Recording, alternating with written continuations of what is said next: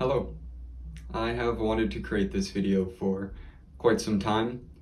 I have written a few scripts at this point, but they continuously become outdated very quickly. So I thought it would probably be a better idea, rather than writing script after script that continuously kind of loses its point, I would just write down a few notes and kind of sum up my current ideas.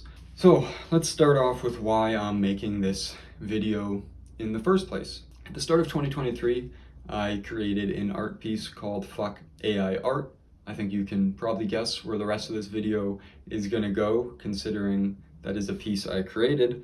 However, I wanted to start with potential benefits and positives of AI.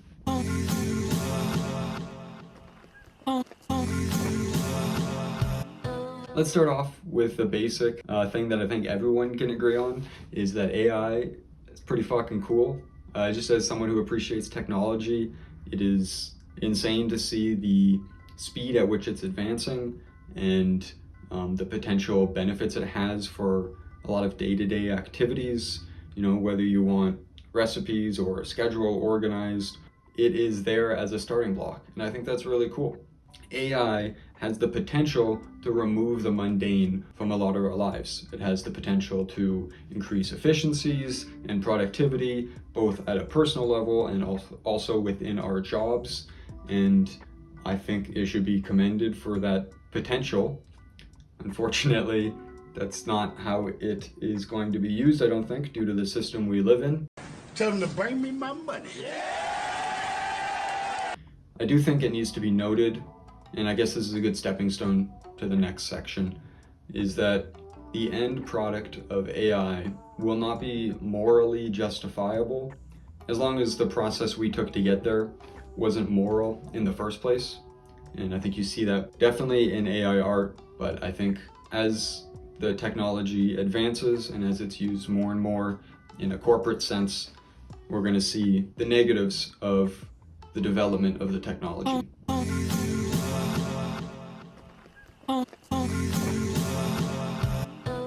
So as a semi-successful artist, as an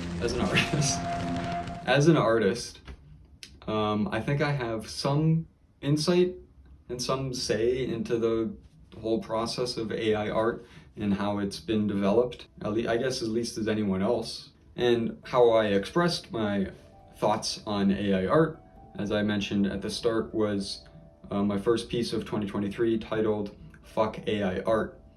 Fuck AI art, I think, is a very surface level idea of a knee-jerk reaction to AI technology and AI art.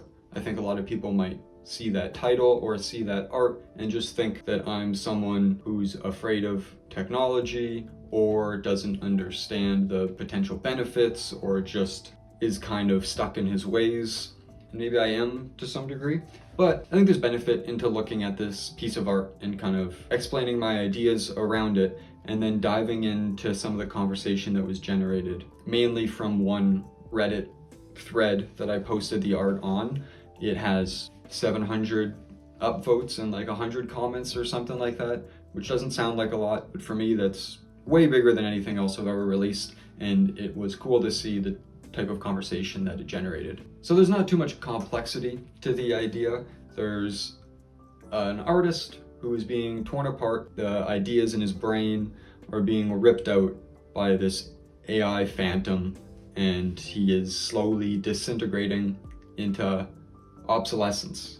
Obviously, I understood that it was kind of a controversial-ish piece, not really within the art community. I think the art community has a pretty solid rallying cry that AI art isn't good, and I think it's beyond just, oh no, our jobs. But I do understand that it was a slightly controversial piece and that maybe I should expect some pushback or some conversation. So it was kind of cool to see a piece of my art be a centerpiece for a conversation among people, whether I agree or disagree with them. So I thought it would be fun to look at a few of the Reddit comments, mainly the ones that were against the art that I presented, and kind of just use them to get into the ideas and arguments that a lot of these people are presenting against the backlash. So a lot of these arguments that I'm going to throw on screen and talk about were expected, I think, except for the first one, which I'm not really going to get into, but I didn't expect that. So I guess kudos to you. You took me by surprise with that one. But we can move on to this other one where they say, people accuse AI of stealing or copying work from other artists, but the truth is, human artists themselves do exactly the same thing. One of the very first things a human artist will learn in art school is about other artists and their different styles, using different techniques and brushstrokes employed by different artists in their own artwork. Not to mention the outside inspiration and influences by the artists that came before them. In the end, they're doing the same thing that AI art does. No. The issue is that it's not the same process that humans are doing. If a person is trying to learn art or learn a specific style, it will take them a set amount of time depending on their previous experience in art, their foundational experience with art, and it might take them, depending on the artist, a month, half a year, a decade, maybe more, depending on the style they're trying to mimic or learn from. Once you reach a certain threshold when it comes to AI, it's no longer on the same plane as a human. It's not learning a style over a couple weeks or months or years. Once the data set has been fully learned, it can produce exact copies within minutes. We're at a point where it's not the same as a human learning a specific style. It's a completely different ballgame. Okay, moving on to a second comment here. It just says, no, it's technophobia, plain and simple. If people only had issue with companies using art that doesn't belong to them to train the AI, they wouldn't say, fuck AI art. They would be complaining about the inadequacy or ineffectiveness of copyright laws surrounding that use case. A person studying someone else's art to learn is not stealing. Okay, we've kind of covered that other stuff in the last comment. As far as technophobia goes, I think, like I've said at the very beginning of this video, I think it's super cool, the process of advancement that we're seeing. I'm just scared of how that's going to be used and the stepping stones we used to get to there in the first place. Concerning the inadequacy or ineffectiveness of copyright laws, I mean, that's definitely a case, and I think a lot of artists are kind of ringing that bell, even though this person seems to think that they're not.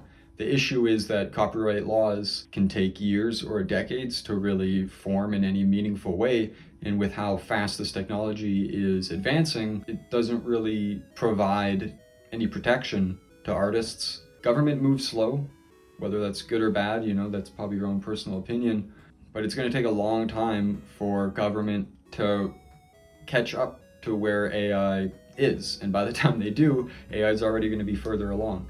I also just want to touch on the very last sentence, but saying fuck AI art is literally just anti-intellectualism in the same vein as superstition, climate change denial, etc.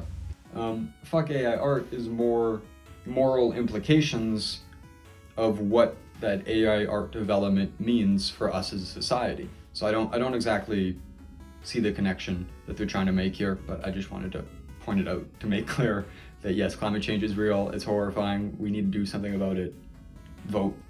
Here we have two more comments, one for and one against, in terms of my art piece. The first one says, you should realize that 25 years ago, artists had this exact same attitude towards digital art. Stuff made by a computer wasn't real art. Now, 25 years ago, I was 2 years old, so I'm not very familiar with the backlash to the start of digital art. But I don't think this argument really holds any water. The issue is between artists and other artists, both being human. Maybe some concerns about speeding up the artistic process or making it easier or having these shortcuts would devalue traditional art in some way.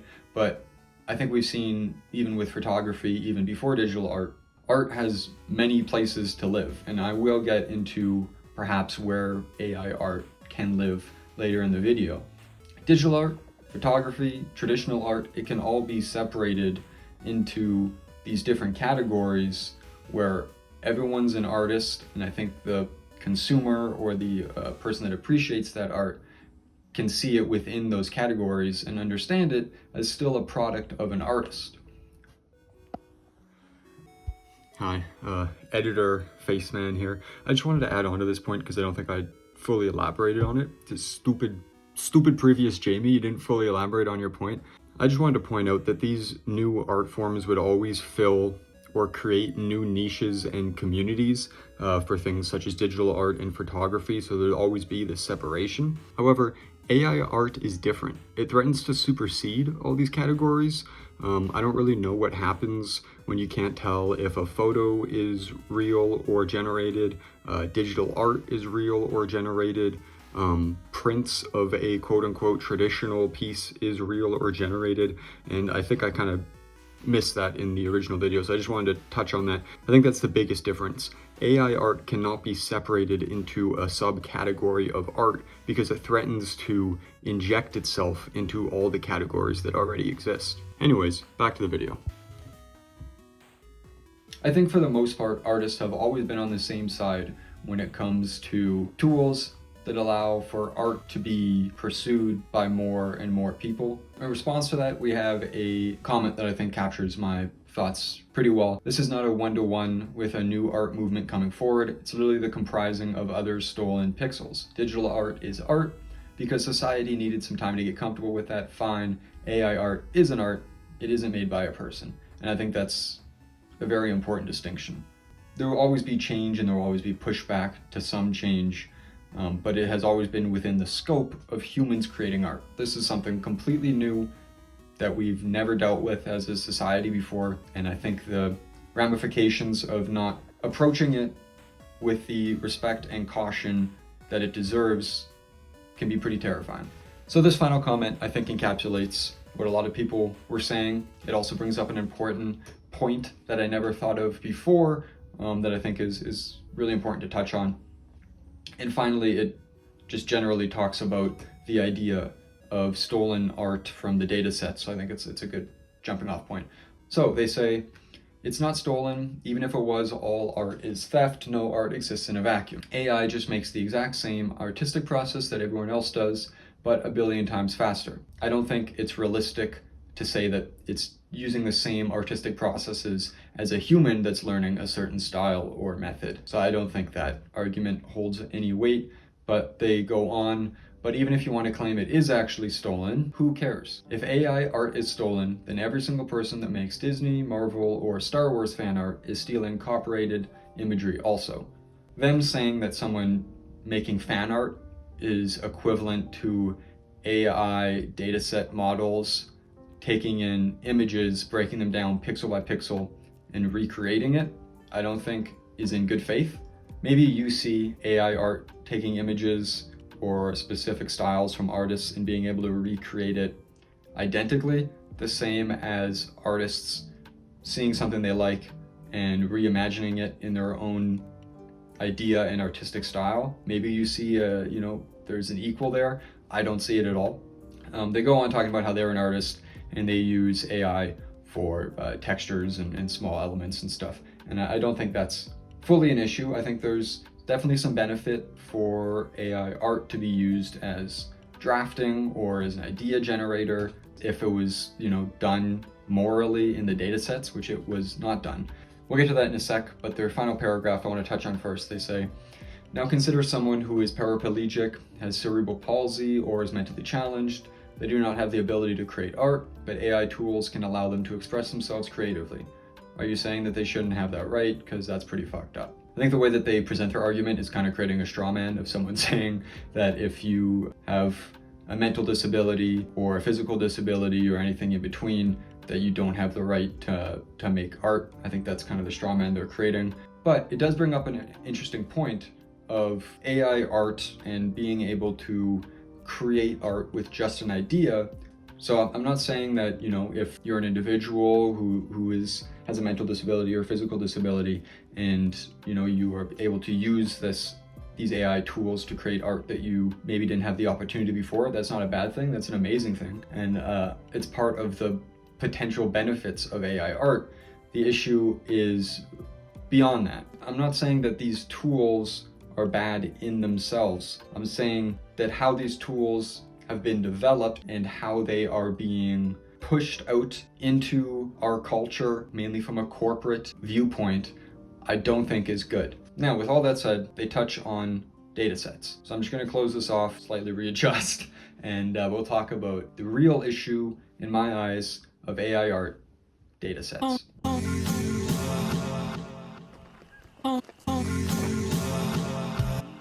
So I want to be crystal clear on my view on data sets, which is really at the heart of my issue with AI art. Now we have the tools that are out there. There's a lot of gray area about when we can use AI art, when we should use AI art, what does it mean culturally.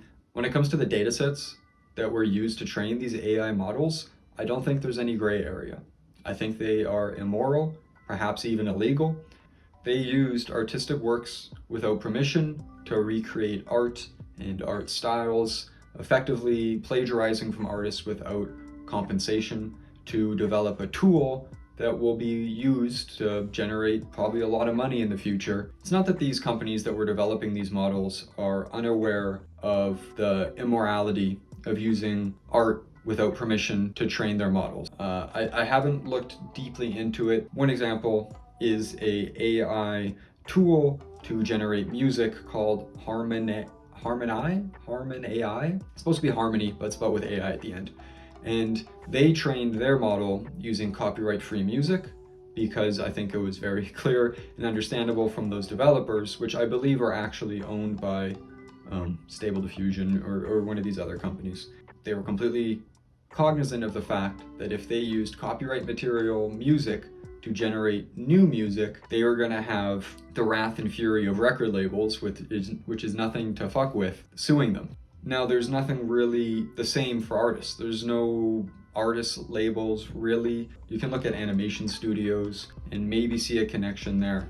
But as far as it comes to individual artists, there's no one standing up for artists. So I think really it boiled down to an understanding that we can't use copyright music because we will most likely be sued if we train our models on this, but we can use copyright artwork because a lot of this art is copyrighted by individuals. They're not going to have the power or resources to sue our company because we're using their art without permission. And it's not like up and down the board, I don't think, but I think a lot of these people behind the technology were completely aware that what they were doing was immoral. And maybe it was out of just pure excitement of the technology that they were creating, and I get it. It's a very cool technology that will most likely transform our entire society. But to do it without any foresight or any thought about how it was going to affect people of the art that you were stealing, I think is a massive moral oversight. And I'm using morality a lot because I'm not sure if what they did was illegal. That's not for me to say, obviously. I'm just a guy. Now, there is a obvious solution that they could have pursued that would have eased a lot of the minds of people that are against AI art right now, including myself, and that is to have all the data sets opt-in or copyright free. There is a lot of data to be used that is completely copyright free, and there are probably a lot of artists that want to see this technology advance that would say, yeah, I would want to put my art into this model, it can learn off my art, and we can create something cool together, maybe with a monetary incentive for opting in with some of your art. But that wasn't pursued. Companies that, after facing backlash from artistic communities, have approached a opt-out method where, listen, all the stuff's on our platform, but you can opt out. We won't use it for our in-house AI model. And I think that's kind of a cheap, it's better.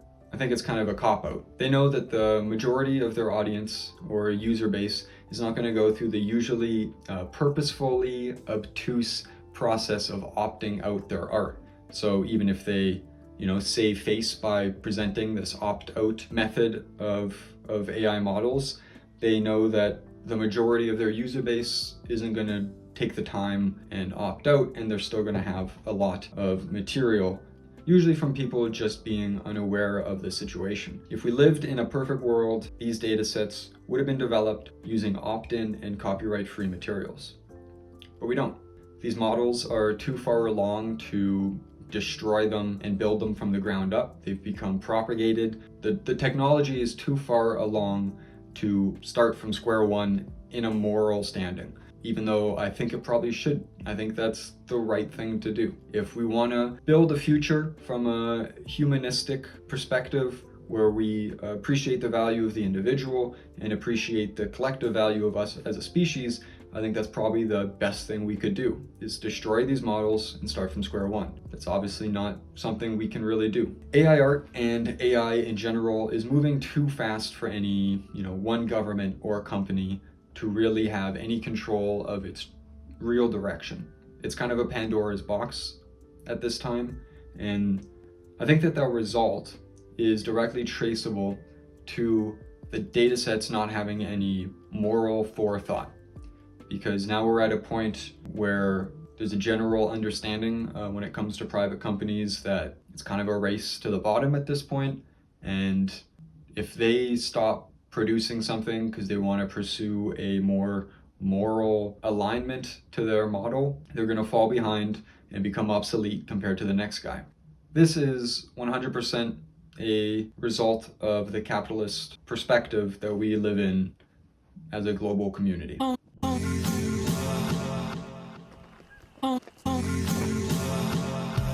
It really fucking sucks that the first thing to go was art. We're seeing this with basic programming, game development, app development, website development, articles, assistance now with ChatGPT and other things like that. But it really does suck that the first thing on the chopping block was a creative pursuit. When you have a capitalist perspective that does not respect workers' rights, workers' autonomy, work-life balance, and instead pursues profits and infinite growth, the result of AI in that equation really is terrifying. It's going to be a race to the bottom as companies find different ways that they can inject AI into their business model and cut humans out. Because no matter what AI is really priced at, it's going to be at such a low rate that if it does anything a human does in any general capacity, it will make more sense from a capitalist perspective to fire the individual and go with the AI. And that sucks. I don't know the solution to that. Look at me, sure. Look at me, sure. And I'm not someone that says, we should hold on to old jobs or obsolete jobs just for that sake, but we really do need to look at what work means for the individual. And it could be a great thing, and I think I kind of touched on that at the very start of the video, the potential of AI to free humans or individuals to have a lot more time to themselves. Unfortunately, the system that we live in, I don't know if it's going to allow that to happen. Furthermore, even if it does, the outlook of our future dictated by AI creating everything, I think is very bleak.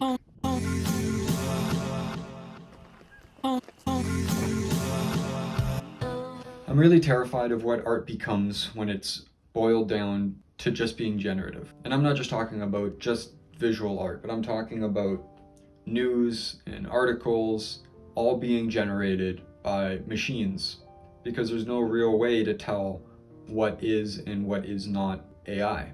There is a possible benefit that maybe perhaps AI will actually be the downfall of social media. Why engage and react with photos or art or videos or music if you don't even know if there's a person behind it? There's a commentary to be said about our own dopamine feedback of getting likes on social media, but what happens when the feedback loop of social media is destroyed by AI? I mean, it might be a good thing.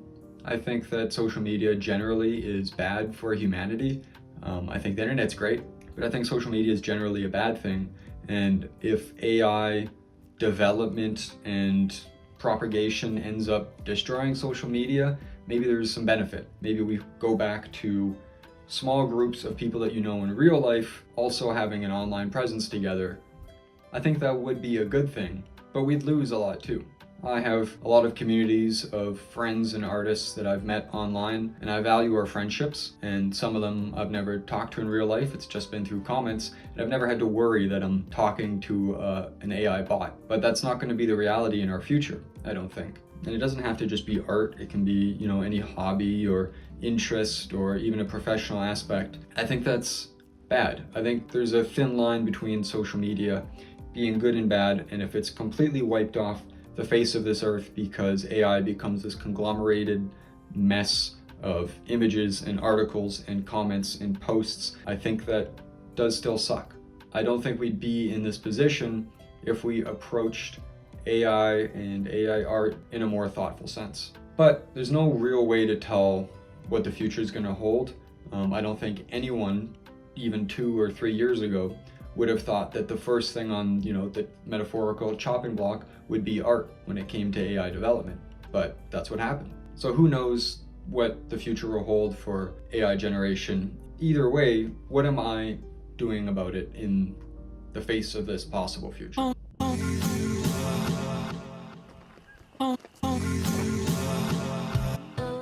I think I'm doing the only thing that I can do in this situation.